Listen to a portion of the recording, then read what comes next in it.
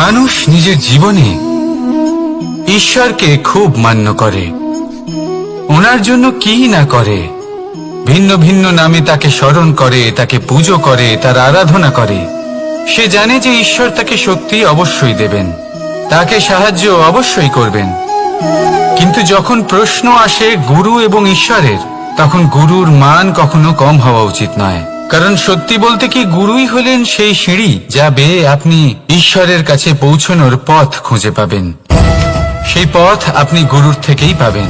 গুরু না থাকলে আপনি কখনো ঈশ্বর লাভ করতেই পারবেন না। আর জীবনে অনেক সময় লক্ষ্যের থেকেও অনেক বেশি গুরুত্বপূর্ণ হলো পথ। তাই এই পথের সম্মান করতে শিখুন, অর্থাৎ গুরুকে সম্মান করতে শিখুন। কারণ গুরুই হলেন পরমেশ্বর। তাহলে আসুন আর আমার সাথে ভালোবেসে বলুন, রাধা রাধা। আপনার জীবনে আপনার প্রকৃত বন্ধু আসলে কে? আপনার সব থেকে শ্রেষ্ঠ মিত্র আসলে কে? তিনি যিনি সময় এলে পরে আপনাকে সাহায্য করেন, নাকি তিনি যিনি সময় এলে পরে আপনাকে অর্থ দেন? দেখুন, আমরা হলাম মানুষ, আমাদের জীবনে লেনদেন চলতেই থাকে। এটা আমাদের জীবনের অভিন্ন অংশ। কিন্তু অনেক সময় এমন হয় যে আমরা তাকেই নিজের প্রকৃত বন্ধু বলে মনে করি, যিনি আমাদের একটা বহুমূল্য উপহার দেন, ঠিক কিনা? এবার আপনার জীবনে সেই বহুমূল্য উপহার কোনটা, ওই অমূল্য মিত্র আসলে কে, সেই সিদ্ধান্ত হলো আপনার। কিন্তু যদি আপনি আমাকে জিজ্ঞেস করেন, তাহলে আমার মতে স্বর্ণ, হিরে, মুক্ত, ধন এগুলো বহুমূল্য নয়। বহুমূল্য হলো সঙ্গ, যখন আপনি একা হয়ে যাবেন, সময়, যখন আপনার তাকে প্রয়োজন হবে, সমর্পণ, যখন আপনার বিশ্বাসের প্রয়োজন পড়বে। যে মানুষ আপনার প্রতি এই 3 গুণ প্রদর্শন করেন, যিনি আপনার কঠিন সময়ে আপনাকে অবশ্যই সঙ্গ দেবেন, যখন আপনার প্রয়োজন পড়বে আপনাকে অবশ্যই সময় দেবেন, আপনার প্রতি সম্পূর্ণ সমর্পিত থাকবেন, সেই হলো আপনার আসল মিত্র, সেই হলো আপনার প্রকৃত বন্ধু।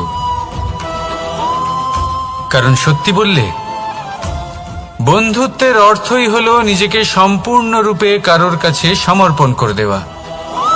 তাই আপনার সেই বন্ধুর জন্য নিজের প্রাণ উজাড় করে দিন, আর ভালোবেসে বলুন, রাধা রাধা। মানুষ জীবনে 3টে কাজ অবশ্যই করে থাকে। কিছু দান করে, কিছু গ্রহণ করে, আর কিছু ত্যাগ করে দেয়। এটাও ভাবতে থাকে যে এটা করলে কিভাবে করবে। দেবার জন্য পর্যাপ্ত ধন নেই, নেবার জন্য সংসারে অত স্নেহ নেই, আর ত্যাগ করার জন্য জীবনে এত সুখই নেই, তাহলে কিভাবে করবে?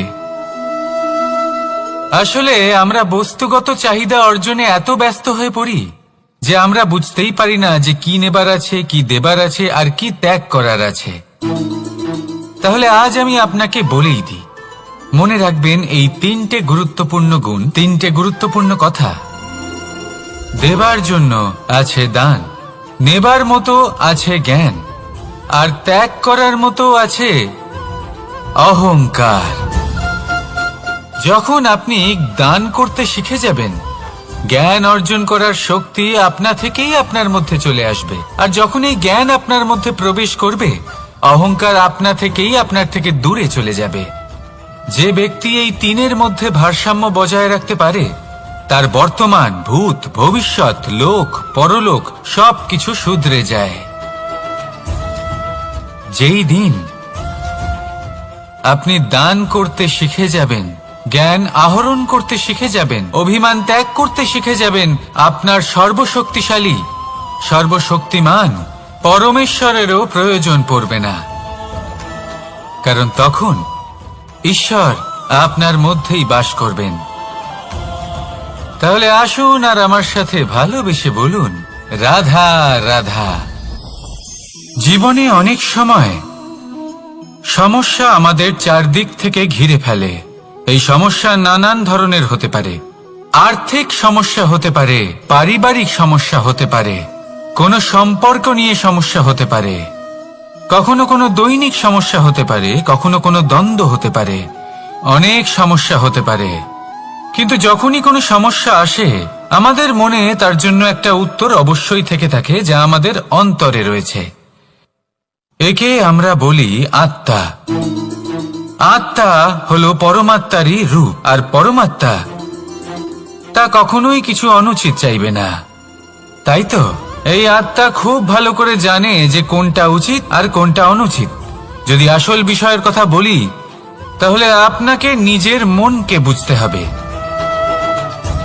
কারণ আত্মা তো পরমাত্মা থেকেই আসে। কিন্তু এই মন মানুষ জন্ম থেকেই প্রাপ্ত করে, যার বিকাশ হয় এই সংসারকে দেখে।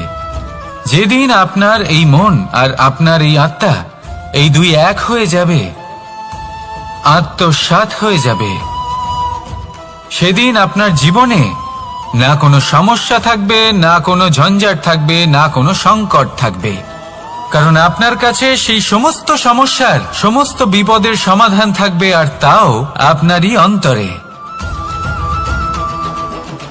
তাহলে আসুন আর আমার সাথে ভালোবেসে বলুন, রাধা রাধা।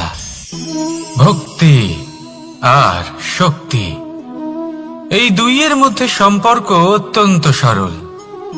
মানুষ ভক্তি করেন যাতে তিনি শক্তি লাভ করতে পারেন, আর শক্তি লাভ করার পরে ভক্তি ভাব ভুলে যান, আর শক্তির প্রতি আসক্তিতে মত্ত হয়ে যান, আর সেখান থেকেই তার বিনাশ শুরু হয়।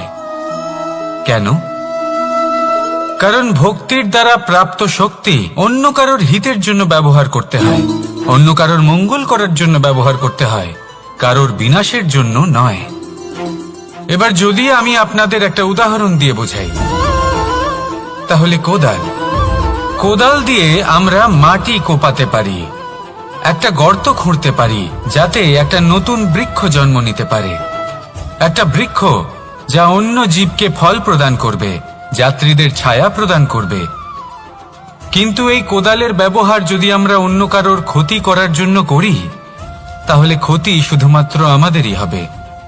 তাই জীবনে যদি আপনি কোনো শক্তি লাভ করেন, হয়তো ভক্তির দ্বারা বা অন্য যেখান থেকেই হোক, তার সদ্ব্যবহার করতে শিখুন, নয়তো এই প্রাপ্ত শক্তি আপনার পতনের কারণ হয়ে দাঁড়াবে। তাহলে আসুন আমার সাথে ভালোবেসে বলুন, রাধা রাধা।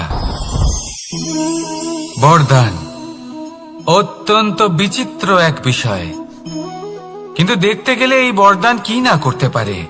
এক দরিদ্রকে রাজা বানিয়ে দিতে পারে, একজন দুর্বলকে এই সংসারের সব থেকে শক্তিশালী ব্যক্তি বানিয়ে দিতে পারে। কিন্তু আমরা ভুলে যাই এক অত্যন্ত গুরুত্বপূর্ণ কথা, বরদান এই শব্দের শেষে দান লুকিয়ে রয়েছে।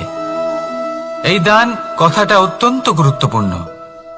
আমাদের মনে রাখা উচিত এই বরদান আমরা দানে পেয়েছি, আর তাই তার সম্মান করা উচিত, কখনোই অহংকার করা নয়। আর যে ব্যক্তি বরদান পেয়ে অহংকার করেন, তার যা ক্ষতি হয় তা হলো এই বরদান তার থেকে কেড়ে নেওয়া হয়। বর অর্থাৎ শ্রেষ্ঠ, অর্থাৎ বরদানের অর্থ হলো একটা শ্রেষ্ঠ দান, এবং তার ব্যবহার যদি আপনি কারোর ক্ষতি করার জন্য করেন, তাহলে ক্ষতি শুধুই আপনার হবে। তাহলে এই বরদানের সম্মান করুন, উচিত পথে চলুন, আর উচিত উদ্দেশ্য নিয়ে এর ব্যবহার করুন, সব কিছু ভালোই হবে। তাহলে আসুন আর আমার সাথে ভালোবেসে বলুন, রাধা রাধা। পিতা আর পুত্রের সম্পর্ক অত্যন্ত মধুর হয়ে থাকে।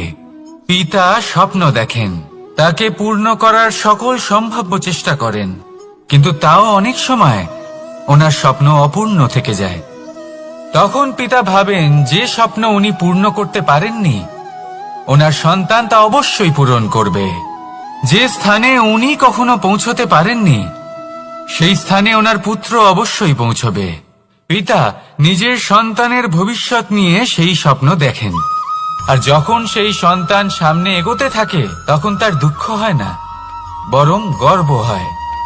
ওনার ভালো লাগে এটা দেখে যে ওনার সন্তান অনেক উন্নতি করছে। কিন্তু যখন সন্তান নিজের অভিভাবকের শক্তি দেখে, তার যশ দেখে হিংসা করতে থাকে, সমস্যা সেইখানেই শুরু হয়। সেই জন্য সকল সন্তানকে এটা মনে রাখতে হবে। দেখুন, পুত্র হবার সুবাদে, এক সন্তান হবার সুবাদে এটা হলো আপনার অধিকার যে আপনি আপনার পিতার থেকে বেশি উন্নতি করবেন। আপনার পিতাও এটাই চান, কিন্তু সুস্থভাবে এটা করুন। একটা রেখা টেনে নিন যাতে আপনি তাতে এগোতে পারেন আর আপনার পিতার তাতে গর্ববোধ হয়, আর সেই বিষয়ে দুঃখ না হয় যে আমার সন্তান আমাকেই ছোট করার চেষ্টা করছে। ইতিহাস সাক্ষী রয়েছে, যে মানুষ অন্য কাউকে ছোট করার চেষ্টা করেছেন সেই মানুষই ছোট হয়ে গেছেন। আর আমার মনে হয় না আপনি এটা চান, কারণ কোনো একদিন আপনিও কারোর পিতা হবেন। আসুন আমার সাথে ভালোবেসে বলুন, রাধা রাধা। সাথী। সাথী এই শব্দটির ব্যাখ্যা কে কিভাবে করে? মিত্র, সখা, বন্ধু, কিন্তু অর্থ একটাই। তিনি যিনি আপনার সঙ্গী হন আর তিনি যার সাথী আপনি হন। এবার সব থেকে বড় প্রশ্ন হলো এটাই যে তিনি কে হতে পারেন যাকে আপনি আপনার সাথী বলে মেনে নিতে পারেন, নিজের সখা, নিজের মিত্র, নিজের বন্ধু মেনে নিতে পারেন। আপনার সাথী হলেন তিনি যিনি দুঃখের সময় আপনার পাশে থাকবেন, আপনার হাত ধরে থাকবেন। আপনার সাথী হলেন তিনি যার হাত আপনি নিজের সুখের দিনে ধরে থাকবেন। সেই সাথীরই হাত ধরুন যিনি দুঃখে সবসময় আপনাকে সাহায্য করার জন্য তৎপর হয়ে থাকেন, আপনার পাশে থাকেন, আর যাকে সুখের দিনে আপনি আপনার সাথে রাখতে পারেন। আর যখন আপনার সাথে আপনার এই সাথী থাকবে তখন আপনি এটা বুঝবেন যে যখন জীবনে দুঃখ আসে তখন এই দুঃখ কমে যায়, সবার মধ্যে ভাগ হয়ে যায়। আর যদি তখন সুখ আসে তাহলে সেটা সবার উপস্থিতিতে আরো বেড়ে যায়। এটাই হলো প্রেম, এটাই হলো ভালোবাসা, এটাই হলো সঙ্গ। যেমন সম্পর্ক আমার আর রাধার মাঝে। তাহলে আসুন আর আমার সাথে ভালোবেসে বলুন, রাধা রাধা। আমাদের মনে যখন কোনো প্রশ্ন ওঠে, কোনো দ্বন্দ্ব জাগে, তখন আমরা যাই আমাদের গুরুর কাছে, আমাদের আরাধ্যের কাছে গিয়ে জিজ্ঞেস করি। এইভাবেই একদিন আমি পৌঁছলাম আমার আরাধ্যের কাছে, আমার মহাদেবের কাছে, আর ওনাকে প্রশ্ন করলাম যে মহাদেব, জীবনে আনন্দ পাওয়ার, উৎসব পালনের, প্রেম ভাগ করে নেবার, জীবনকে উপভোগ করে নেওয়ার সর্বশ্রেষ্ঠ সময় কোনটা? মহাদেব হাসলেন আর উনি বললেন, জীবনে উৎসব পালনের সব থেকে শ্রেষ্ঠ দিন হলো মৃত্যুর ঠিক আগের দিনটা। প্রেম ভাগ করে নেওয়ার সব থেকে শ্রেষ্ঠ মুহূর্ত হলো মৃত্যুর ঠিক আগের মুহূর্ত। জীবনকে উপভোগ করে নেওয়ার সর্বশ্রেষ্ঠ প্রহর হলো মৃত্যুর এক প্রহর পূর্বে। তখন আমি চমকে গেলাম। আমি বললাম, কিন্তু মহাদেব, মৃত্যু তো অনিশ্চিত, আমরা জানিও না কবে আমাদের মৃত্যু হবে। মহাদেব আবার হাসলেন। উনি বললেন যে যদি আমরা এভাবে জীবন কাটাই যে আমরা জীবনের প্রত্যেক দিন, প্রত্যেক মুহূর্ত, প্রত্যেক প্রহর শেষ বলে মনে করি, তাহলে আমাদের সমস্ত জীবন আনন্দের সাথেই অতিবাহিত হবে। কি বলেন? তাহলে আপনিও এই কথা মনে রাখুন আর আমার সাথে ভালোবেসে বলুন, রাধা রাধা। জীবনে অগ্রসর হওয়ার জন্য আমাদের কাকে প্রয়োজন হয়? মাতা পিতা, বন্ধু, প্রেম, সাহায্য, অর্থ, পরিশ্রম, আশা। ভিন্ন ভিন্ন মানুষ ভিন্ন ভিন্ন বিকল্প চয়ন করে। যদি আমি আপনাকে বলি তাহলে জয় আর পরাজয়ের মন্ত্র দুটো শব্দের উপর নির্ভর করে, মেনে নেওয়া আর দৃঢ় হওয়া। যদি মেনে নেন তাহলে হেরে যাবেন, যদি দৃঢ় হন তাহলে নিশ্চিত রূপে জয়ী হবেন। যদি কখনো আপনি ক্লান্ত হয়ে ওঠেন, আপনি দুঃখী হন, পুরোপুরি ভেঙে পড়েছেন, তখন মেনে নেবেন না যে আপনি ভেঙে পড়েছেন, নয়তো হেরে যাবেন। তখন উল্টে স্থির করবেন যে যাই হয়ে যাক না কেন, আমি জয়ী হবই। আর আপনি দেখবেন যে জয় নিশ্চিত রূপে আপনার কাছেই আসবে। তাহলে এই কথা মনে রাখবেন আর আমার সাথে ভালোবেসে বলবেন, রাধা রাধা। সময়, জীবন, কাল। দেখতে গেলে এই তিনটি শব্দ একটি শব্দেরই সমার্থক শব্দ মনে হয়, কিন্তু এই শব্দগুলির অর্থ কি সমান? কখনোই নয়। হ্যাঁ, এই সময় চলতে থাকে, জীবন চলতে থাকে, কালচক্র চলতে থাকে। এই সময় কেটে যায়, কিন্তু এই জীবন একে যাপন করতে হয়। কি বলেন? এই জীবনে কিছু করুন বা কিছু না করুন, জীবন এমনি কেটে যাবে, আপনি জানতেও পারবেন না। কিন্তু সেটা আমাদের উদ্দেশ্য নয়, একে যাপন করতে হবে। এই জীবনে প্রেরণা পেতে শিখুন, প্রেরণা দিতে শিখুন, আহ্বান গ্রহণ করতে শিখুন, আহ্বান জানাতে শিখুন, মহান কাজ করতে শিখুন, ধন্যাত্মক বোধ জাগিয়ে তুলুন। জীবন অতিবাহিত করার অর্থ কি তা আপনি শিখে যাবেন। কারণ সময় কেটে যায়, সমস্ত যুগ কেটে যায়, কিন্তু জীবনের রীতি জীবন কাটিয়ে দেওয়া নয়, জীবন যাপন করা। এই জীবন সম্পূর্ণরূপে অনুভব করতে হবে, নতুন পথ বানাতে হবে।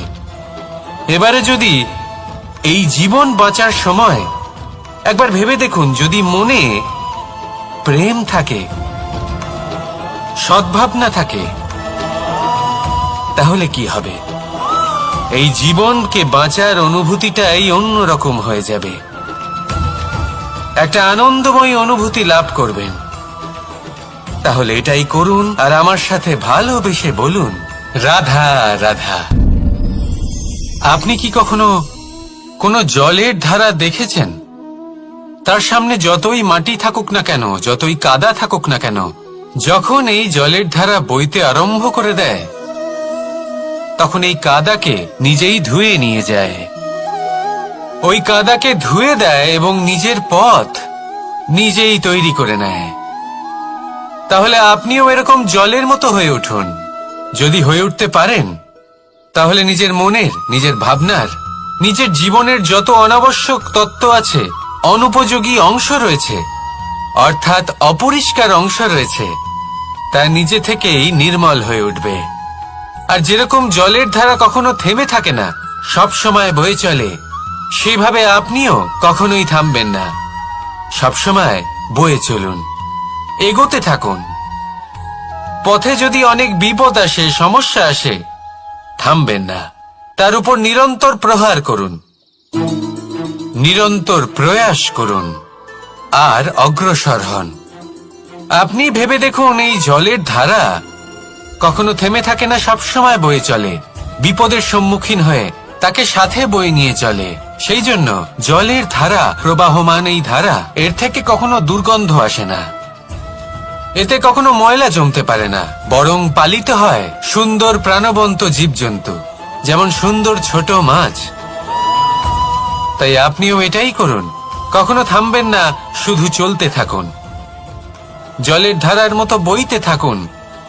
আপনি আপনার লক্ষ্য অবশ্যই খুঁজে পাবেন, আর তার সাথে নিজের অন্তরের যে মালিন্য রয়েছে, তা আপনি নিজেই নিজের থেকে দূরে করে দেবেন। তাহলে আসুন আর আমার সাথে ভালোবেসে বলুন, রাধা রাধা। এবার অনেক সময় মানুষের মনে এরকম প্রশ্ন আসে যে এই সংসারে সবথেকে বড় বিপদ কি? কেউ বলে ধর্ম সংকট, আবার কেউ বলে প্রাণের উপর আসা সংকট। প্রত্যেক মানুষের জীবনে বিভিন্ন সংকট আসে, আর এই সমস্ত সংকট অত্যন্ত বিচিত্র হতে পারে। এই সমস্ত সংসার হলো সংকট দ্বারা পরিপূর্ণ। ঠিক আছে, আপনাকে একটা উদাহরণ দিই। একজন ধনী ব্যক্তি, এবার ওনার জীবনে সংকট কি হতে পারে? সংকট এটাই যে কেউ তার সম্পত্তি চুরি না করে নেয়, আমরা বুঝতে পারছি।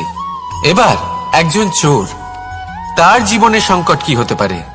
যে চুরি করার সময় সে যদি তার একটা কাশি চাপতে না পারে, তাহলে সে ধরা পড়ে যেতে পারে, ঠিক কিনা? আবার অনেক সময় এমনও হয় যে যার জন্য আমি সংকট, সেও আমার কাছে সংকট। যেমন এই পরিস্থিতিতে দেখুন, সংকট হলো সংকট, এ তো জীবনে থাকবে, কিন্তু এর সম্মুখীন কিভাবে হওয়া যায়? খুব সরল। সব এটার ওপর নির্ভর করে, মনের ওপর। এই মনকে নিয়ন্ত্রণ করলে সব ঠিক থাকবে।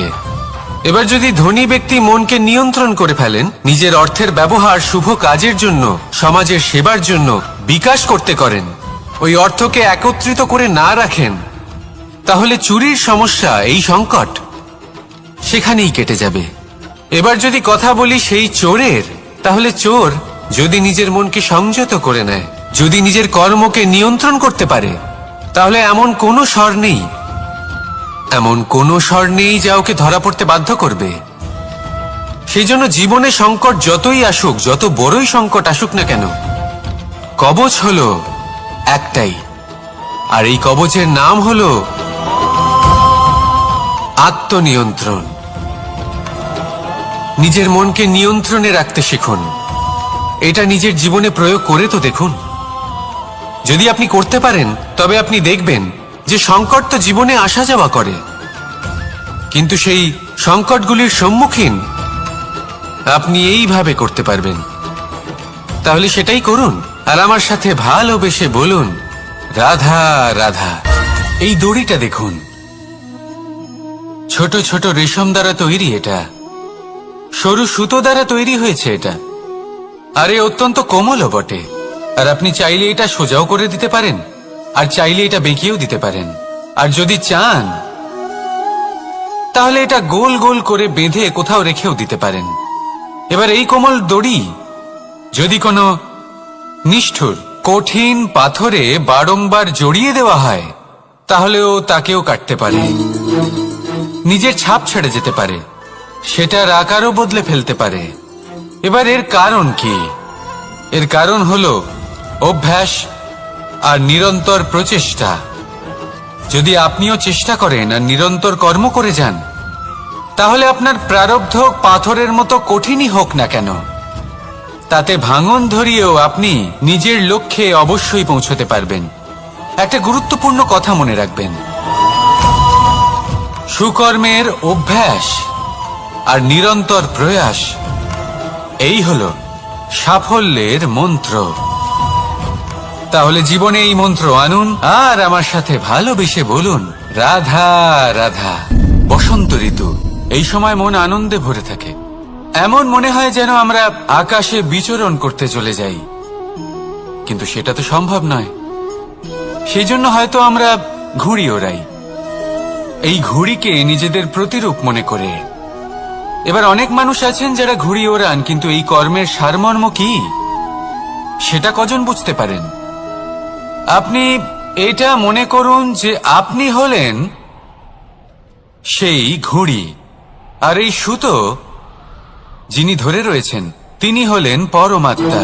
আর এই সুতো যেখান থেকে শুরু হয়, সেই লাটাই হলো আমাদের কর্মচক্র। এবার আপনি নিজেই অনুমান করুন যে এই উড়ান কার ওপর নির্ভরশীল, পরমাত্মার ওপর আর আপনার কর্মের ওপর। যদি পরমাত্মা আপনার হাত ধরে থাকেন, আপনার সাথে থাকেন, যদি আপনি শুভ কর্ম করতে থাকেন, আপনি এই আকাশে উড়তে থাকবেন। কিন্তু কোথাও কোথাও যদি পরমাত্মার সাথে এই বন্ধন ছিন্ন হয়, আপনার কর্মচক্র খারাপ হয়ে যায় বা থেমে যায়, তাহলে আপনার এই ঘুড়ি কেটে যাবে আর দূরে কোনো গাছের ডালে গিয়ে আটকে যাবে। তাই শুধুমাত্র ঘুড়ি ওড়াবেন না, তার থেকে শিখুন, পরমাত্মার সাহচর্যে থাকুন, সবসময় শুভ কর্ম করতে থাকুন, আর সবসময় এই আকাশে উড়তে থাকুন। আসুন আর আমার সাথে ভালোবেসে বলুন, রাধা। কথায় আছে যে দৃষ্টি অত্যন্ত কঠোর হয়, অত্যন্ত শক্তিশালীও হয়। কথায় আছে যে কারোর উপর যদি কুদৃষ্টি পড়ে, তাহলে তার বিনাশ কেউ আটকাতে পারে না। এই যে কুদৃষ্টি, এর উপাচারও আমাদের কাছে রয়েছে। যখন আমরা বাড়ি নির্মাণ করি, তখন একটা কালো মুখোশ লাগাই, যাকে রক্ষা কবচ মনে করা হয়, কুদৃষ্টি থেকে বাঁচার জন্য। যখনই কোনো বাচ্চা বাইরে যায়, তখন তার মাথায় আমরা একটা কাজলের টিপ পরিয়ে দিই, কুদৃষ্টি থেকে বাঁচার জন্য। অর্থাৎ এই সংসারে কুদৃষ্টি থেকে বাঁচার উপাচার রয়েছে। উপাচার যদি কিছু না থেকে থাকে তাহলে তা হলো দৃষ্টিভঙ্গির। যদি আপনার দৃষ্টিভঙ্গি অনুচিত হয় তাহলে আপনার পতন কেউ আটকাতে পারবে না।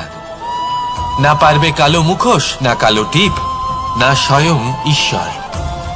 সেই জন্য নিজের দৃষ্টিভঙ্গি শুভ করে তুলুন, সবকিছু শুভই হবে। আসুন আমার সাথে ভালোবেসে বলুন, রাধা রাধা। মানুষ নিজের জীবনে ঈশ্বরকে খুব মান্য করে, ওনার জন্য কি না করে। ভিন্ন ভিন্ন নামে তাকে স্মরণ করে, তাকে পুজো করে, তার আরাধনা করে। সে জানে যে ঈশ্বর তাকে শক্তি অবশ্যই দেবেন, তাকে সাহায্য অবশ্যই করবেন। কিন্তু যখন প্রশ্ন আসে গুরু এবং ঈশ্বরের, তখন গুরুর মান কখনো কম হওয়া উচিত নয়। কারণ সত্যি বলতে কি, গুরুই হলেন সেই সিঁড়ি যা বেয়ে আপনি ঈশ্বরের কাছে পৌঁছানোর পথ খুঁজে পাবেন। সেই পথ আপনি গুরুর থেকেই পাবেন। গুরু না থাকলে আপনি কখনো ঈশ্বর লাভ করতেই পারবেন না। আর জীবনে অনেক সময় লক্ষ্যের থেকেও অনেক বেশি গুরুত্বপূর্ণ হলো পথ। তাই এই পথের সম্মান করতে শিখুন, অর্থাৎ গুরুকে সম্মান করতে শিখুন, কারণ গুরুই হলেন পরমেশ্বর। তাহলে আসুন আর আমার সাথে ভালোবেসে বলুন, রাধা রাধা। আপনার জীবনে আপনার প্রকৃত বন্ধু আসলে কে? আপনার সব থেকে শ্রেষ্ঠ মিত্র আসলে কে? তিনি যিনি সময় এলে পরে আপনাকে সাহায্য করেন, নাকি তিনি যিনি সময় এলে পরে আপনাকে অর্থ দেন? দেখুন, আমরা হলাম মানুষ, আমাদের জীবনে লেনদেন চলতেই থাকে। এটা আমাদের জীবনের অভিন্ন অংশ। কিন্তু অনেক সময় এমন হয় যে আমরা তাকেই নিজের প্রকৃত বন্ধু বলে মনে করি, যিনি আমাদের একটা বহুমূল্য উপহার দেন, ঠিক কিনা? এবার আপনার জীবনে সেই বহুমূল্য উপহার কোনটা, ওই অমূল্য মিত্র আসলে কে, সেই সিদ্ধান্ত হলো আপনার। কিন্তু যদি আপনি আমাকে জিজ্ঞেস করেন, তাহলে আমার মতে স্বর্ণ, হিরে, মুক্ত, ধন এগুলো বহুমূল্য নয়। বহুমূল্য হলো সঙ্গ, যখন আপনি একা হয়ে যাবেন; সময়, যখন আপনার তাকে প্রয়োজন হবে; সমর্পণ, যখন আপনার বিশ্বাসের প্রয়োজন পড়বে।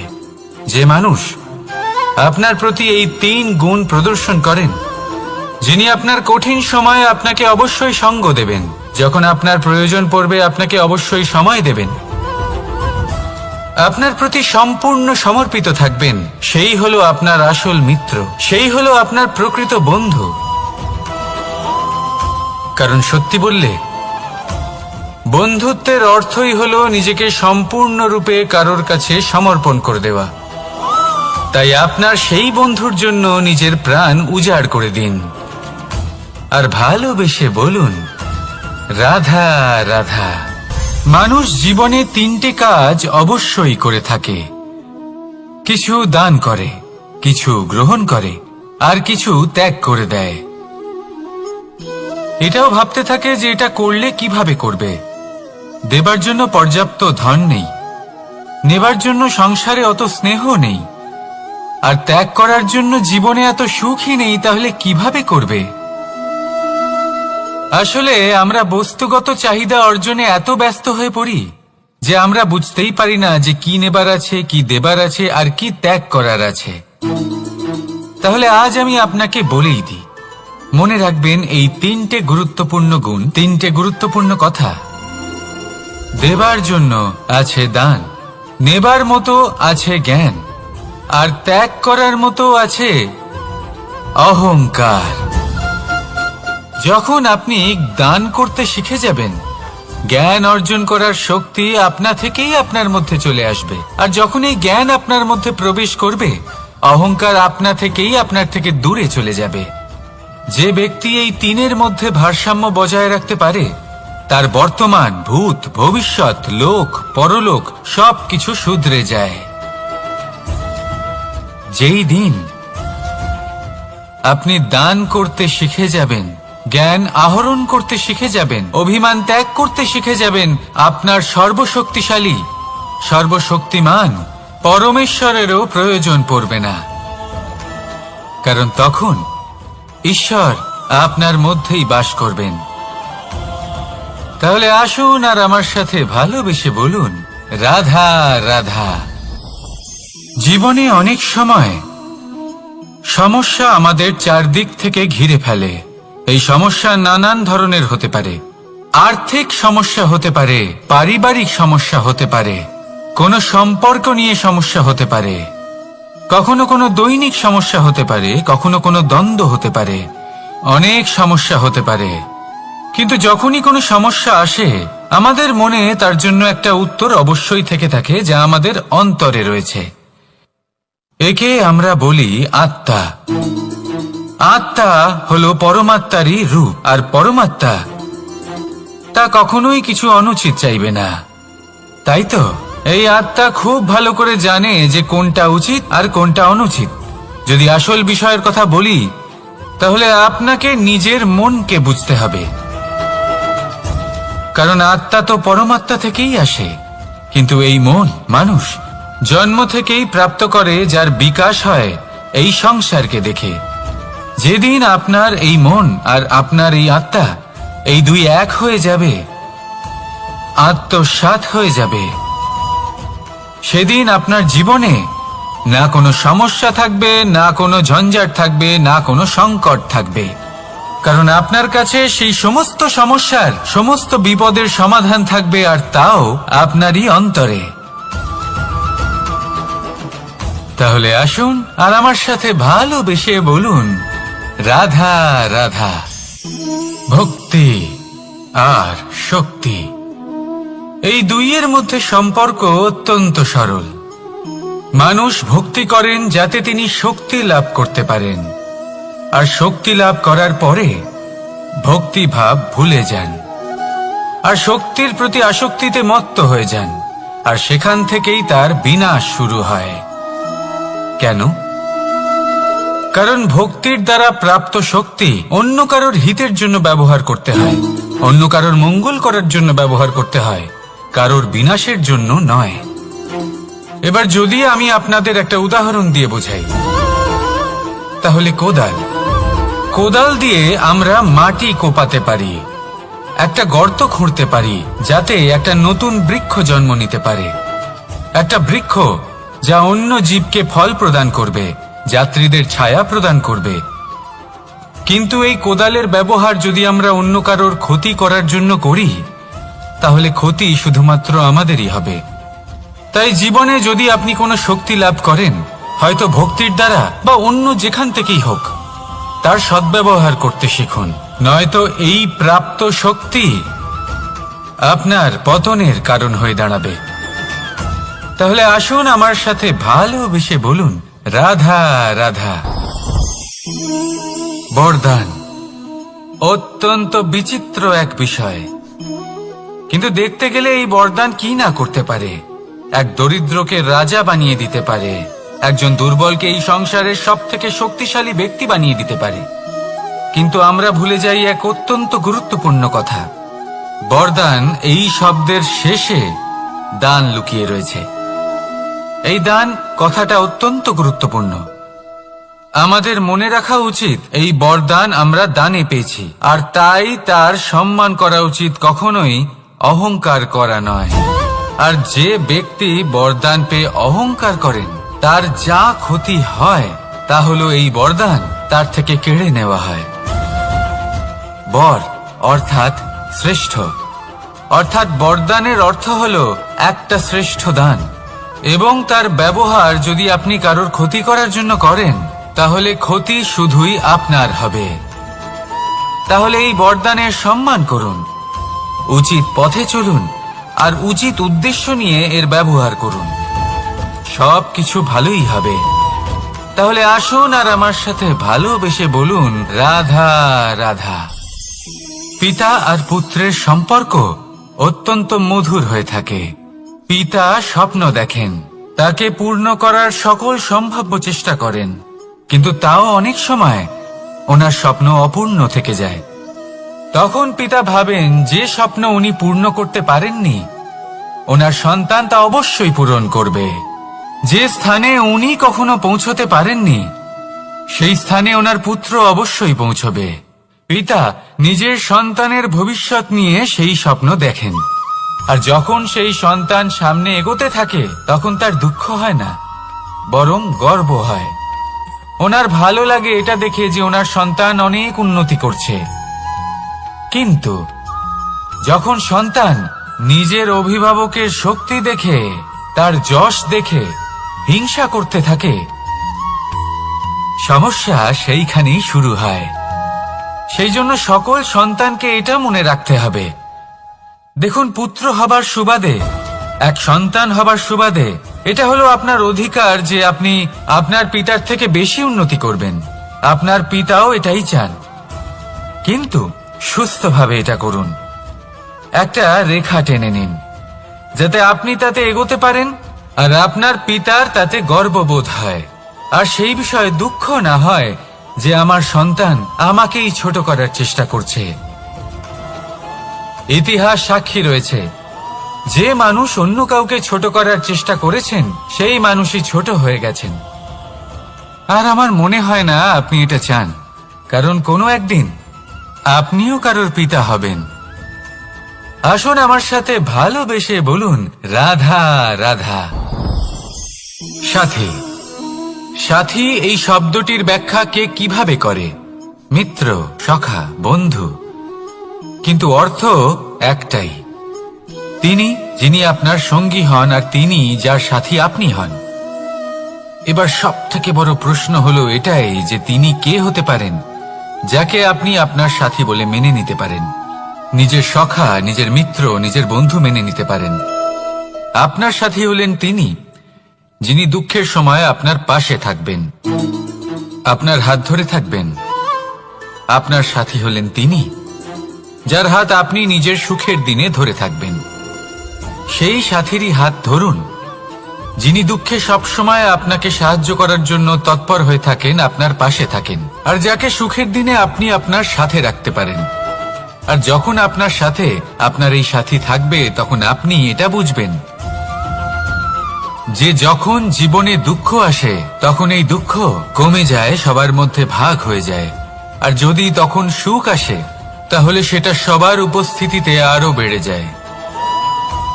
এটাই হলো প্রেম, এটাই হলো ভালোবাসা, এটাই হলো সঙ্গ, যেমন সম্পর্ক আমার আর রাধার মাঝে। তাহলে আসুন আর আমার সাথে ভালোবেসে বলুন, রাধা রাধা। আমাদের মনে যখন কোনো প্রশ্ন ওঠে, কোনো দ্বন্দ্ব জাগে, তখন আমরা যাই আমাদের গুরুর কাছে, আমাদের আরাধ্যের কাছে গিয়ে জিজ্ঞেস করি। এইভাবেই একদিন আমি পৌঁছলাম আমার আরাধ্যের কাছে, আমার মহাদেবের কাছে, আর ওনাকে প্রশ্ন করলাম যে মহাদেব, জীবনে আনন্দ পাওয়ার, উৎসব পালনের, প্রেম ভাগ করে নেবার, জীবনকে উপভোগ করে নেওয়ার সর্বশ্রেষ্ঠ সময় কোনটা? মহাদেব হাসলেন আর উনি বললেন, জীবনে উৎসব পালনের সব থেকে শ্রেষ্ঠ দিন হলো মৃত্যুর ঠিক আগের দিনটা। প্রেম ভাগ করে নেওয়ার সব থেকে শ্রেষ্ঠ মুহূর্ত হলো মৃত্যুর ঠিক আগের মুহূর্ত। জীবনকে উপভোগ করে নেওয়ার সর্বশ্রেষ্ঠ প্রহর হলো মৃত্যুর এক প্রহর পূর্বে। তখন আমি চমকে গেলাম। আমি বললাম, কিন্তু মহাদেব, মৃত্যু তো অনিশ্চিত, আমরা জানিও না কবে আমাদের মৃত্যু হবে। মহাদেব আবার হাসলেন। উনি বললেন যে যদি আমরা এভাবে জীবন কাটাই যে আমরা জীবনের প্রত্যেক দিন, প্রত্যেক মুহূর্ত, প্রত্যেক প্রহর শেষ বলে মনে করি, তাহলে আমাদের সমস্ত জীবন আনন্দের সাথেই অতিবাহিত হবে। কি বলেন? তাহলে আপনিও এই কথা মনে রাখুন আর আমার সাথে ভালোবেসে বলুন, রাধা রাধা।